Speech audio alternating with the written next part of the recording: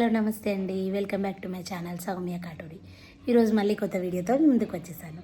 ఈ వీడియో ఏంటంటే వెరైటీగా సామలు, అరికెలు, కొర్రలు ఇలాంటివన్నీ మిల్లెట్స్ వస్తున్నాయి కదండి ఈరోజు మార్కెట్లలో. అవి చాలా చాలా హెల్తీగా ఉంటాయి.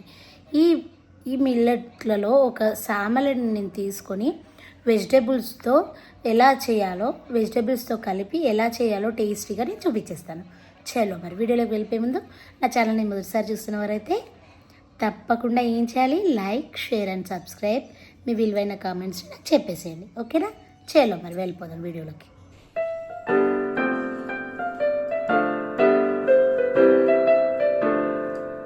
అయితే మనం డైలీ ఫుడ్లో మనం ఈ మిల్లెట్స్ని మనం యాడ్ చేసుకోవడం వల్ల ఎన్నో హెల్తీ బెనిఫిట్స్ ఉన్నాయండి.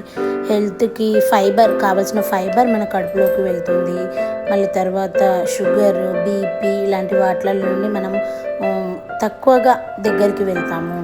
తర్వాత ఇంకా మనం గట్స్ అంటే మన హెల్త్ మంచిగా డైజెషన్ కావడానికి, ఇంకా రకరకాల రోగాల నుండి మనం బయటపడడానికి ఈ సామలనే కాదండి, ఎవ్రీ మిల్లెట్ ఏదైనా చాలా చాలా ఉపయోగపడుతుంది. కాబట్టి డైలీలో మనం కనీసం 3 పూటలు కాకపోయినా ఒక్క పూట అయినా మనం దీన్ని తీసుకుంటే బెస్ట్ అండి. నేను చూపించేది సామలు ఇలా ఉంటాయండి. మనం ఏ సూపర్ మార్కెట్స్లో అయినా, దగ్గర మిల్లెట్ షాప్స్లో అయినా దొరుకుతాయి. వీటితో మనం ఎలా చేసుకోవాలో నేను చూపించేస్తాను చూడండి. ఫస్ట్ సామలను నేను 2 గ్లాసులు తీసుకున్నానండి.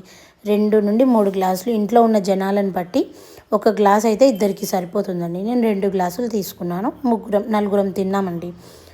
2 గ్లాసులు నేను మార్నింగ్ నానబెట్టుకుంటే నైట్ చేసుకోవాలండి ఫుడ్. దాంట్లో ఏమైనా మెరుగలు, ఏమైనా మట్టి ఉంటే నీట్గా క్లీన్ చేసుకొని మంచిగా వాష్ చేసుకోవాలి. దాని తర్వాత కావాల్సినవి మెయిన్గా ఆయిల్, లేకపోతే నెయ్యి అండ్ పచ్చిమిర్చి, ఆనియన్స్, అల్లం వెల్లుల్లి అండ్ క్యారెట్స్, మనం ఇంట్లో ఉన్న వెజిటబుల్స్ అన్నీ యాడ్ చేసుకోవచ్చండి. దాని తర్వాత కరివేపాకు, గ్రీన్ పీస్, పచ్చి బఠానీ, చిక్కుడుకాయ ఇంట్లో ఉంటే కొన్ని చిక్కుడుకాయలు కూడా తీసుకున్నాను, అండ్ ఒక మంచి టమాటో. ఇవన్నీ ఇంగ్రీడియంట్స్ అండి. దాని తర్వాత పోపు గింజలు, ఎక్కువగా నేను పల్లీలు, శనగపప్పు యాడ్ చేయాలనుకున్నాను. నెక్స్ట్ కొంచెం పసుపు.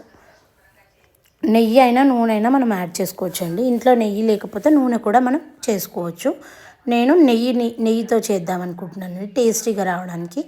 పిల్లలు కూడా బాగా తింటారు నెయ్యితో, టేస్ట్ ప్లస్ హెల్తీ కూడా. కాబట్టి నెయ్యి ఫుడ్లో ఇష్టపడని వాళ్ళు ఇలా యాడ్ చేసుకొని అందులో చేసేస్తే బాగుంటుందని నెయ్యి యాడ్ చేశానండి. ఒక 2 టేబుల్ స్పూన్ల వరకు నెయ్యి యాడ్ చేసి వెయిట్ చేయాలి. దాని తర్వాత నెయ్యి వేడెక్కిన తర్వాత పోపు గింజలు మనం యాడ్ చేసుకోవాలి. పోపు గింజలలో కొంచెం ఆవాలు, జీలకర్ర, మినప్పప్పు, శనగపప్పు, పల్లీలు ఇవన్నీ ఉంటాయండి. ఎక్కువ పల్లీలు, శనగపప్పు ఎందుకు యాడ్ చేశానంటే తింటూ ఉంటే మనకి టేస్టీగా ఉంటుంది, వస్తూ ఉంటాయి అక్కడక్కడ తగులుతుంటే మంచి టేస్ట్ అనేది వస్తుందండి. పల్లీలు కావాలంటే మీరు జీడిపప్పు కూడా యాడ్ చేసుకోవచ్చు.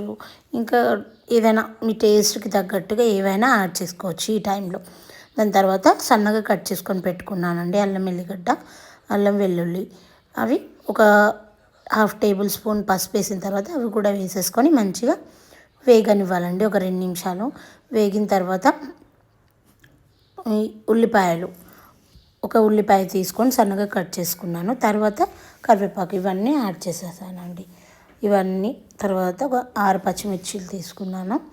అన్నిటినీ మంచిగా ఫ్రై చేసిన తర్వాత ఇందులో నేను ఒక టమాటో, గ్రీన్ పీస్ అదే పచ్చి బఠానీ అండ్ చిక్కుడుకాయ, కొన్ని క్యారెట్ ముక్కలు యాడ్ చేసుకొని మీకు నచ్చిన వెజిటబుల్స్ వేసుకోవచ్చండి. బీన్స్, క్యాబేజీ, కాలీఫ్లవర్, ఏ వెజిటబుల్ అయినా మీకు నచ్చిన వెజిటబుల్స్ అన్నీ యాడ్ చేసుకొని మంచిగా కలుపుకోవాలండి. అన్నీ మిక్స్ అయ్యే వరకు కాసేపు స్టీమ్ కోసం మూత కూడా పెట్టచ్చండి.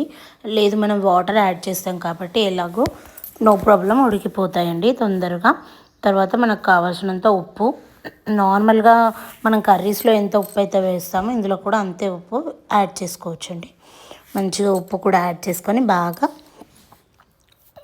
సరిపోయేంత వాటర్, ఒక గ్లాస్కి 2 గ్లాసులు, 2 గ్లాసులున్నర, ఎందుకంటే వెజిటబుల్స్ కూడా వేసాం కాబట్టి వాటర్ యాడ్ చేసేసి మంచిగా కలుపుకోవాలండి.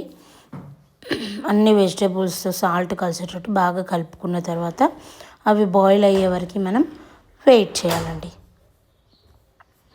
ఇలా చూడండి మంచిగా మొత్తం అంతా కలిసేటట్టు బాగా కలుపుకోవాలి.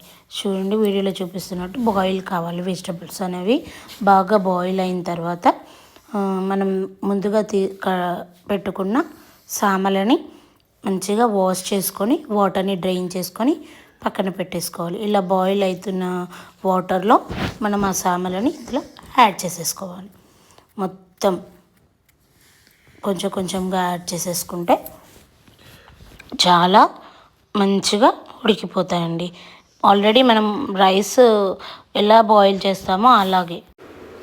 అయితే ఇది సేమ్ ఎలా టేస్ట్ ఉంటుందంటే ఉప్మా లానే టేస్టీగా ఉంటుందండి. దొడ్డు రవ్వ ఉప్మా మనం ఎలా అయితే చేసుకుంటామో సేమ్ అదే ప్రాసెస్ అండి మ్యాక్సిమం. కానీ ఇది ఉప్మా రవ్వ కాదండి. కుక్ చేయడానికి టైం ఒక 40 minutes దాకా పడుతుందండి. ఎందుకంటే అవి కొంచెం ఉడకాలి కాబట్టి. రవ్వ అయితే తొందరగా ఒక 10 నిమిషాల్లో ఉడికిపోతుంది. కానీ ఇది అలా కాదు. కనీసం ఒక 20 to 25 minutes మనం చాలాసేపు నానబెడితే తొందరగా ఉడుకుతాయండి.